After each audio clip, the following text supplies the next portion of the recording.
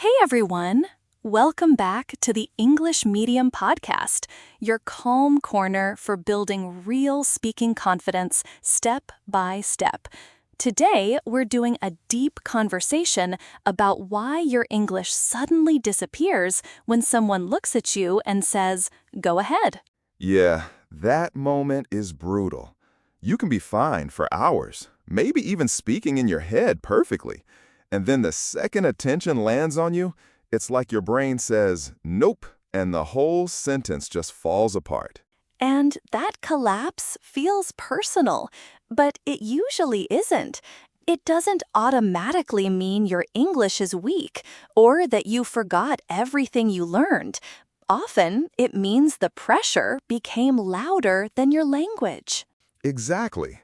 A lot of learners think, I knew this word yesterday, why can't I say it now?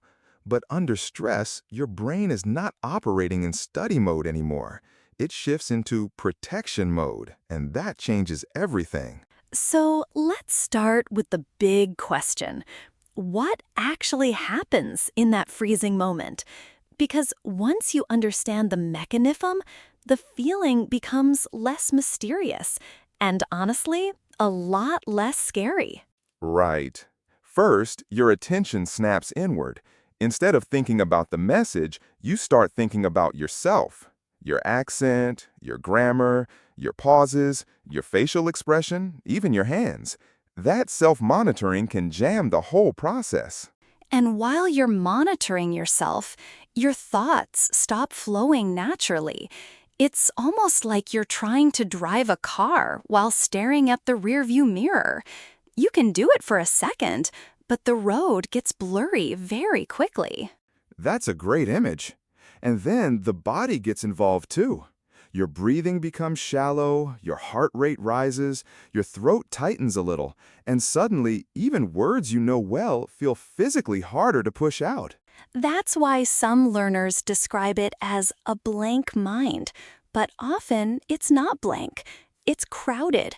Too many thoughts are fighting for the front seat, and none of them are moving forward in a clean line. Yes, and the crowd usually includes fear of mistakes, fear of silence, fear of sounding childish, fear of being judged, and fear of not being understood. That's a lot to carry into a simple conversation. The funny thing is that the people who freeze most often are not the least prepared. Many of them have studied for years, understand grammar, and know plenty of vocabulary.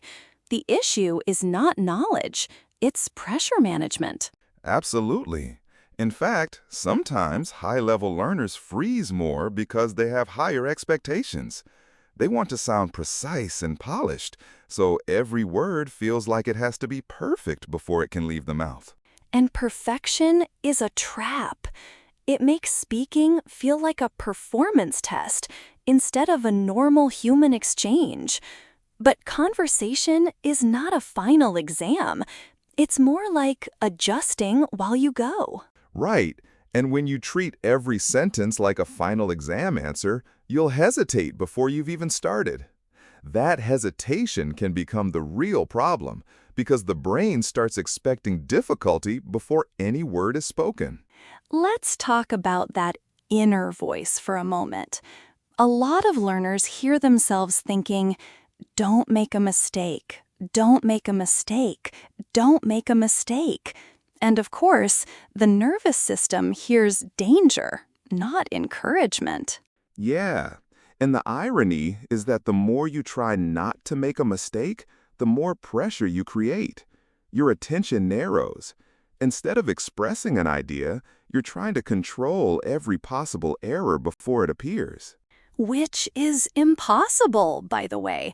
No speaker, not native or non-native, controls every word perfectly in real time. What confident speakers do is keep moving, even when the sentence is not perfectly shaped yet. That movement matters a lot because language is not built in a single instant. It's assembled in motion. If you wait for the perfect internal draft, you may never actually speak out loud. So the first practical shift is not speak perfectly. The first shift is stay in motion. Even if your sentence is simple, even if it's short, even if it's not elegant, it can still be useful and clear. And clarity is such an underrated goal. People think confidence means using big words, but sometimes confidence is just choosing one clear sentence and trusting it enough to let it stand by itself. Exactly. A short sentence with a steady voice can sound much stronger than a long sentence packed with apology words like maybe, perhaps, sort of, I think, and I'm not sure. Those words aren't always wrong, but overuse weakens. That hesitation language becomes a habit. You start padding every thought because you're trying to protect yourself from criticism. But the result is that your idea arrives dressed in too many layers and loses impact. I want to pause on that image because it's so true. If your idea is already clear, why bury it under extra wording? The listener only needs the main point, not a long staircase leading up to it. Yes, and there's a difference between thoughtful nuance and fear-based cushioning. Thoughtful nuance is helpful. Fear-based cushioning is when you add soft words because you're nervous someone might disagree or laugh. That's a really important distinction. So let's say someone asks, "What do you think about this proposal?" A nervous answer might be, maybe it could be okay, but I'm not sure. I mean, it might have some issues." And a clearer answer could be, I think the proposal has one strong point, but it needs more detail on the timeline. Same idea, less fog. You're not being rude, you're simply being direct. Directness is a skill, not a personality trait. You can learn to say the main point first, and then add the explanation after. That structure alone can reduce panic because your brain knows where the sentence is going. That's why frameworks help. If you know you can say, my main point is this, then give one reason, then conclude, your mind doesn't have to invent the whole road at once. It can just follow the steps. And that structure gives your body something to rely on, too. When the body feels lost, the mind feels more stressed. But when you have a simple pattern to follow, your breathing can settle a little. Breathing is huge. People underestimate how much one slow breath can change the entire speaking moment. It's not magic, but it creates a tiny pause between the emotional spike and the response. That tiny pause is everything. Because in that pause, you can ask, what is the point? And that question brings your attention back to meaning instead of self-judgment. Sometimes I tell learners to imagine the answer as a headline, not the whole article, just the headline. If you can say the headline clearly, the rest becomes easier to build around it. That's a great method. And for listeners who feel shy, here's another helpful idea. Your goal is not to impress every person in the room. Your goal is to help your message land. Yes, because when impress them becomes the goal, every small mistake feels huge. But when help them understand becomes the goal, you stop spending so much energy on yourself and start serving the conversation. And that shift changes posture, too. People who are focused on clarity often sit or stand a little more naturally.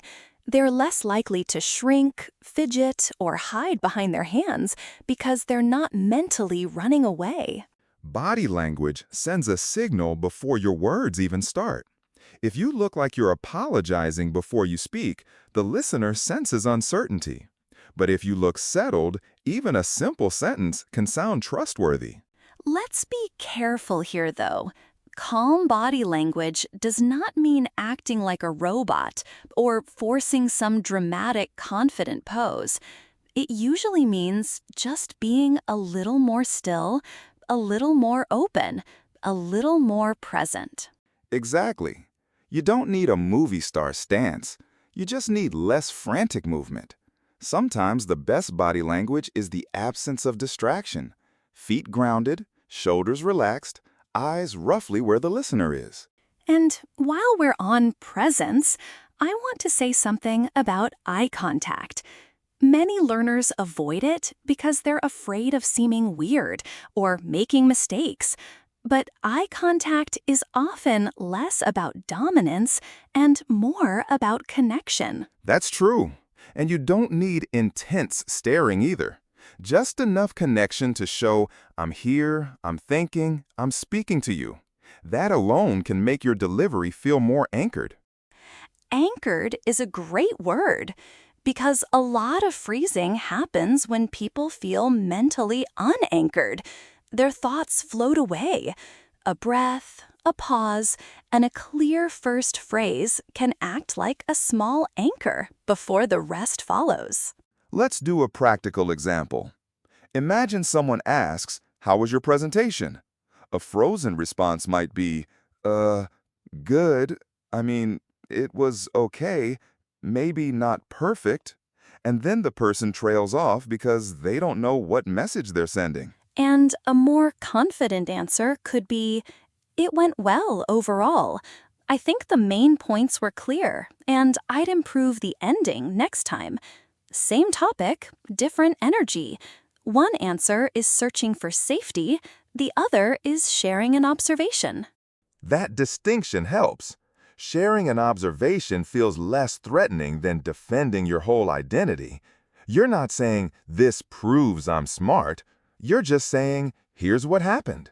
Exactly. And when you stop defending your identity in every sentence, speaking becomes lighter. You don't have to protect your worth with every word. That's exhausting and honestly unnecessary. Very unnecessary. Another thing learners do is over-explain because they believe more words equal more intelligence. But often, the opposite is true. A short, relevant answer feels more mature and more confident. Yes, because confidence is often a form of restraint. It says, "I know what matters, and I don't need to say everything." That's a powerful communication habit, especially in meetings, interviews, and class discussions. And in those settings, speaking too much can actually hide your point. People start listening for the conclusion, not the details. If your conclusion is buried in a forest of words, the listener may never get there. So maybe we should give learners a simple formula. Start with your main point, then give one reason, then stop. That alone can reduce panic because you're not trying to build an entire cathedral in one breath. I like that. Main point, one reason, stop. It's clean.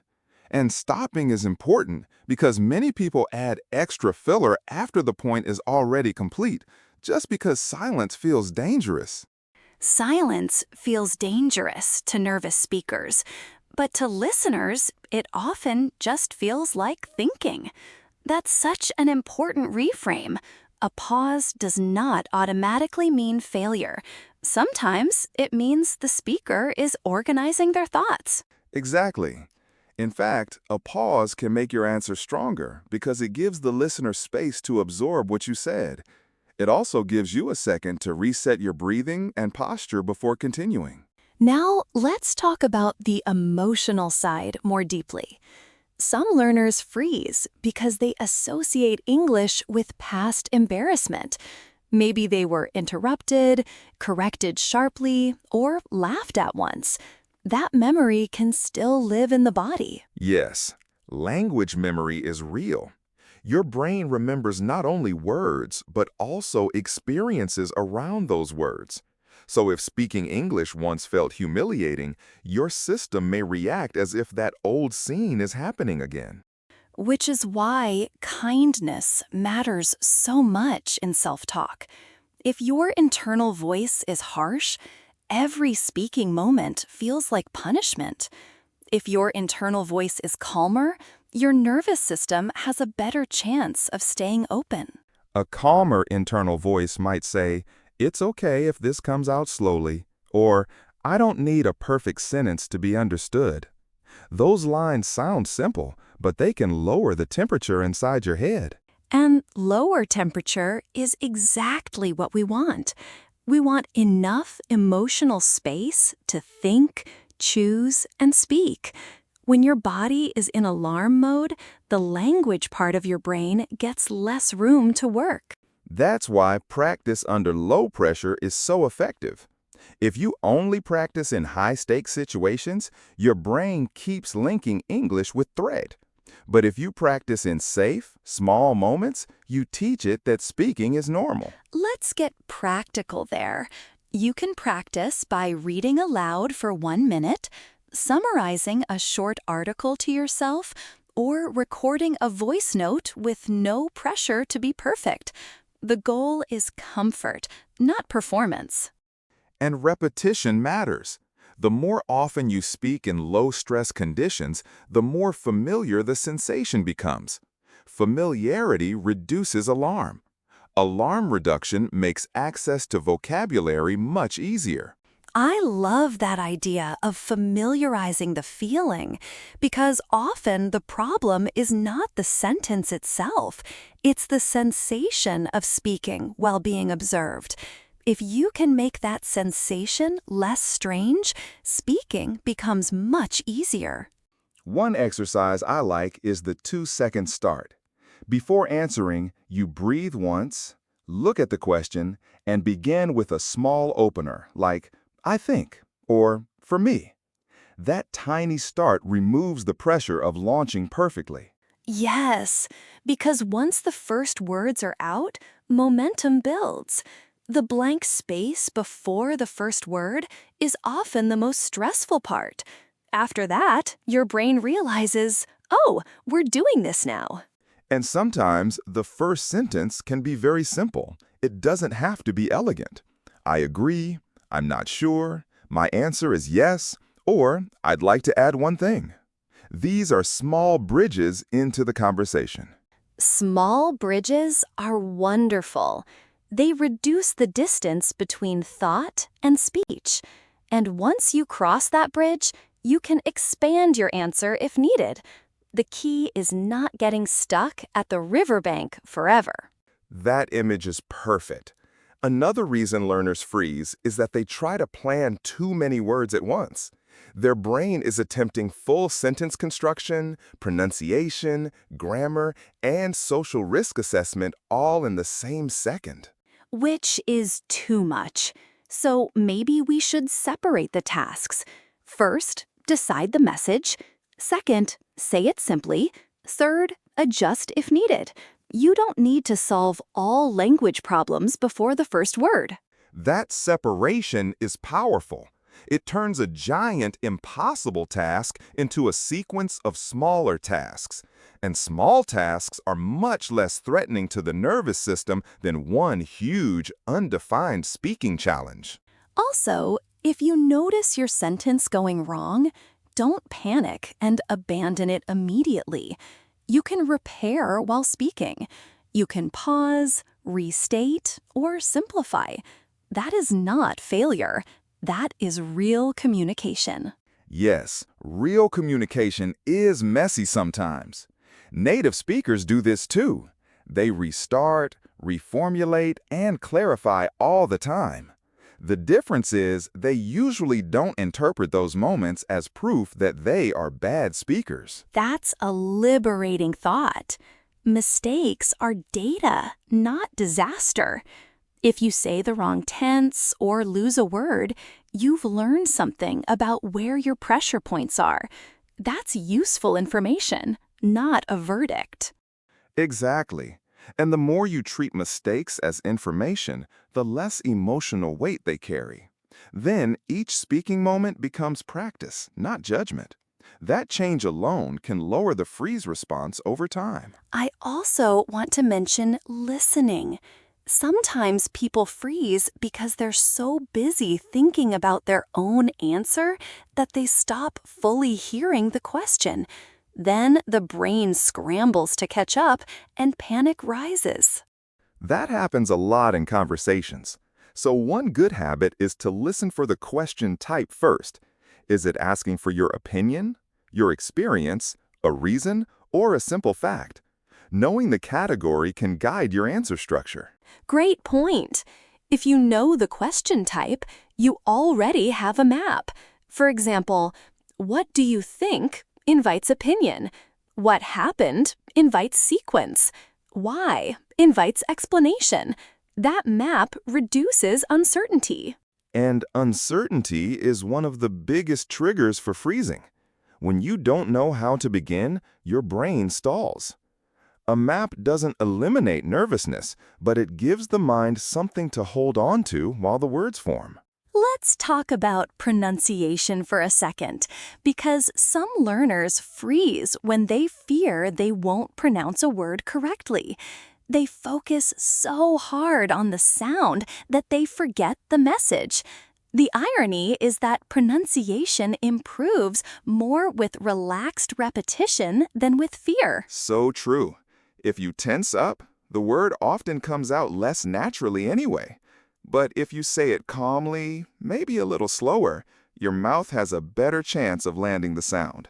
The body learns from ease, not panic. That's why shadowing, reading aloud, and repeating useful phrases can be so helpful. You're training the mouth and mind together without the social pressure of immediate judgment. It's like rehearsal before the live show. And rehearsal is underrated. Athletes don't expect perfect performance without practice, and speakers shouldn't either. If you want smoother English in real life, you need repeated, low-pressure reps that make the flow feel familiar. Yes, repeated reps create muscle memory for language. You begin to recognize common sentence patterns, and then your brain doesn't have to invent every phrase from scratch.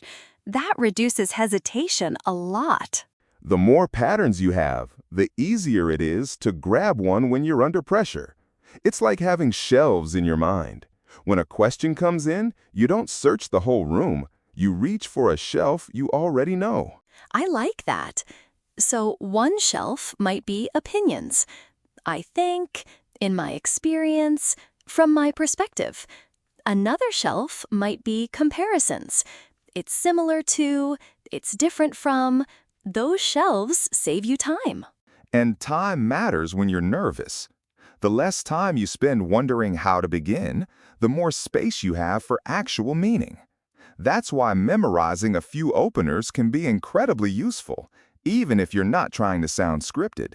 Exactly. Openers are not fake. They are tools. If they help you get past the freeze, use them. Communication is about function first. Style can come later, once the message is moving. Another thing I'd mention is volume. People sometimes think they need to speak louder to sound confident, but confidence is more about steadiness than volume. A shaky, loud voice can sound less confident than a calm, medium voice.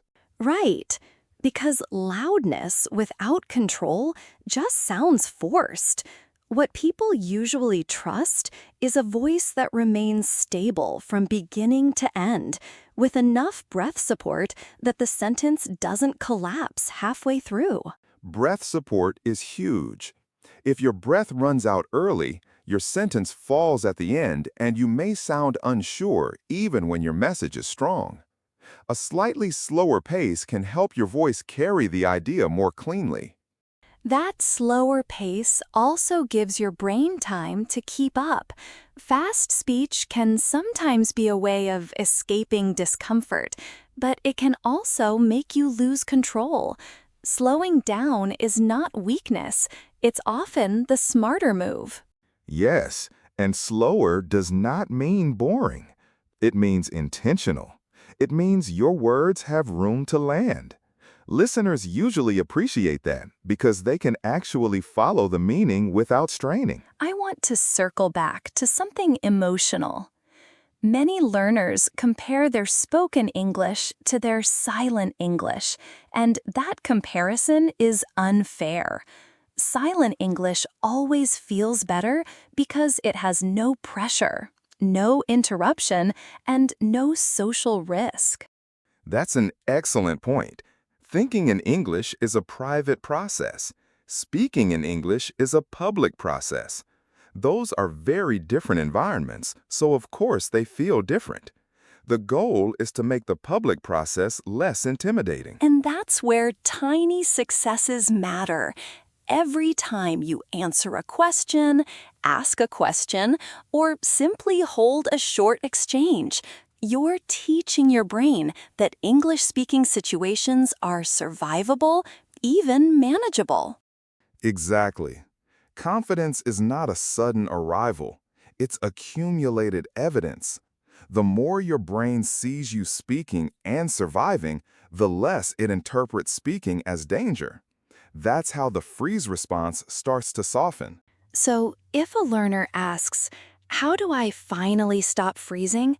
I'd say, first, stop demanding perfection. Second, lower the speaking task to one clear sentence. Third, practice that sentence in safe settings until it feels normal. And I'd add, learn to pause without shame. A pause can be your friend. It gives you a second to breathe, choose, and continue. Silence is not the enemy unless you decide it is. That's such an important reframe. We were often taught that good speakers never hesitate, but real communication includes thinking time.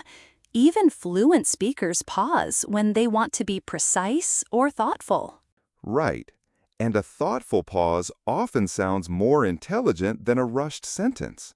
It says, I'm considering this carefully. That's a strong impression to give, especially in interviews, meetings, and presentations. Speaking of presentations, let's imagine someone who prepares very well, but freezes the moment they begin. The first thing I'd tell them is, don't start with your hardest sentence. Start with your easiest prepared line. Yes, begin with a line you can say almost automatically. Something simple like, today I want to talk about. Once the opening is stable, the rest becomes much easier to access because the momentum has started. And if the opening is shaky, don't interpret that as a disaster. It's just a rough start. You can slow down, breathe, and continue. A shaky first sentence does not ruin the whole conversation unless you let it. That's important because some learners freeze after one stumble. They think the moment is over, so they retreat mentally. But often, the conversation is still perfectly recoverable. You can reset midstream and keep going. Resetting is a skill too. You can say, "Let me say that another way," or "What I mean is." These repair phrases are incredibly useful because they give you a clean restart without making the moment bigger than it is. Exactly. Repair phrases protect fluency. They let you move forward instead of getting trapped in self-blame. And once learners realize they are allowed to repair, their fear of starting goes down. Let's also remember the social side. Sometimes the freeze happens because the room feels fast, competitive, or judgmental. In that environment, even a strong learner can shut down. So not all freezing is a language problem. That's true. Context matters. A supportive room makes speaking easier. A hostile room makes everyone tighten up. If possible, build practice spaces with people who respond kindly, wait for your answer, and don't interrupt too aggressively. That social safety can accelerate progress more than people realize. When you feel safe, your nervous system spends less energy on defense and more on expression. That means you can actually access the language you already have. And if you don't have a supportive room yet, you can create one in smaller ways. Record yourself, practice with one trusted friend, or rehearse with prompts at home. Safety can be designed, not just found. I really like that idea. Safety can be designed because sometimes learners wait for the perfect environment, but progress usually comes from making the best of the environment you have and slowly improving it. Exactly. You don't need a perfect classroom to begin. You need enough structure to keep trying. Even a 1-minute daily speaking habit can build familiarity, and familiarity is one of the best antidotes to freezing. Let's make that habit concrete. You could answer one question every day aloud. What did I eat today? What was difficult today? What am I looking forward to? Simple prompts build response speed and comfort. Yes, and if you want a bigger challenge, summarize a podcast episode or explain a news story in your own words. That forces you to use your own language, not just repeat memorized sentences, which is great for flexibility. Flexibility is the key word. When your English is flexible, freezing feels less absolute. You learn that there are many ways to say the same thing, so one missing word doesn't stop the whole message. Exactly. That mindset reduces panic. If the first phrase doesn't come, you can choose another. If a word is missing, you can paraphrase. Communication becomes a path with side roads, not a single narrow bridge. And that makes speaking feel less like a trap. Learners often freeze because they think there's only one correct sentence. But in real conversation, there are many acceptable versions of the same idea. That realization is freeing. Once you accept variation, your brain relaxes. You stop trying to recall the one perfect line and start using whatever clear route is available. That alone can unlock a lot of speech. So maybe the deeper lesson today is that confidence is not the absence of fear. It's the ability to keep communicating even while fear is whispering in the background. That's a much more realistic standard. I agree completely. Confidence is not pretending you feel nothing. It's staying connected to your message despite the nerves. And the more you practice that, the more natural it becomes. We should probably end with a practical recap for anyone listening in the car, at home, or on a walk. First, breathe before speaking. Second, say the main point early. Third, allow pauses without shame. Fourth, keep your sentences simple. And fifth, stop treating every speaking moment like a verdict on your intelligence. It isn't. It's just one moment in one conversation. Your ability is bigger than that moment, even if the moment feels huge. If you want, take one sentence from today and practice it out loud right now. Maybe, my main point is, or I think the answer is. Starting small is still starting, and starting is where confidence begins. And if you freeze today, that's okay too. Don't turn one difficult moment into a story about who you are. Turn it into practice data. Notice what happened, breathe, and come back again tomorrow. That's a beautiful place to end. Speak a little, improve a little, and give yourself credit for every attempt, not just the smooth ones. Those attempts are building something real. Thanks for spending this time with us. And remember, your English does not disappear because you are incapable. It usually disappears because the moment got heavy. We can work with heavy moments one calm step at a time. This is Lily, and I hope today gave you a little more space to breathe before you speak.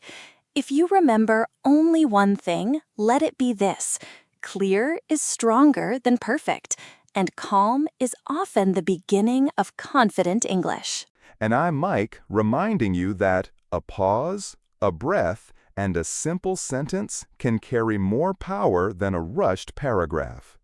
Keep practicing, keep showing up, and let your voice get familiar with being heard.